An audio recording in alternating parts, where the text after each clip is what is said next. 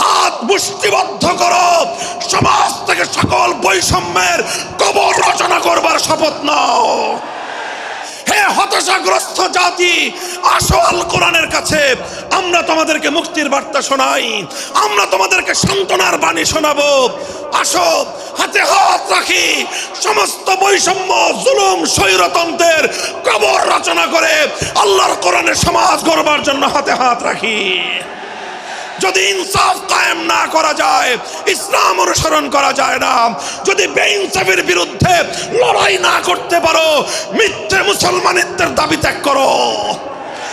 তুমি যদি ইনসাফের জন্য যুদ্ধ করতে না পারো, তুমি যদি বৈষম্যের বিরুদ্ধে লড়াই করার হিম্মত না রাখো, মুসলমানের মিথ্যা দাবি করা ভণ্ডামি ছাড়া কিছুই নয়।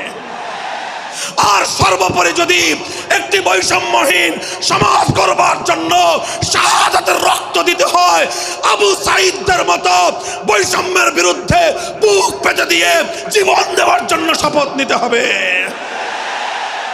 কোরআনে পাকের এক একটা আয়াত, কোরআনের এক একটা বিধান আল্লাহর জমিনে বাস্তবায়ন করার জন্য আমাদের জীবন যৌবনের বাজি লাগায় দিতে হবে, বাজি লাগায় দিতে হবে ইনশাআল্লাহ। ইনসাফ কায়েম করতে গিয়ে ছুরি যদি নিজের সন্তানের হাতের উপর দিয়ে যায়, সে হাত স্তব্ধ হয়ে যাবে না, সে হাত থমকে দাঁড়াতে পারবে না। যেখান দিয়ে ইনসাফ যাবে সেখান দিয়ে ইনসাফকে চালিয়ে দিতে হবে। এই সমাজ, এই জমিন এখন বিপ্লবী চায়। সে বিপ্লব আব্রাহাম লিঙ্কনের আদর্শের বিপ্লব নয়, সে বিপ্লব কার্ল মার্কস, মাও সেতুং আর লেনিনদের বিপ্লব নয়। বাংলার মাটি আরেকটা বিপ্লব দেখতে চায়, সে বিপ্লব হবে আল কোরআনের বিপ্লব, সে বিপ্লব হবে ইসলামী সমাজ গঠনের বিপ্লব। সেই বিপ্লবের জন্য 2000 যুবক নয়, যদি 2 লক্ষ যুবকের তাজা বুকের শাহাদাতের রক্তের প্রয়োজন হয়, সে রক্ত দেওয়ার জন্য শহীদ ঈদগাহে কারা কারা জমায়েত হবে, কারা কারা জমায়েত হবে। হ্যাঁ, এটা শুধু কথার কথা না, শপথ। এটা কথার কথা না, শপথ। এটা অঙ্গীকার।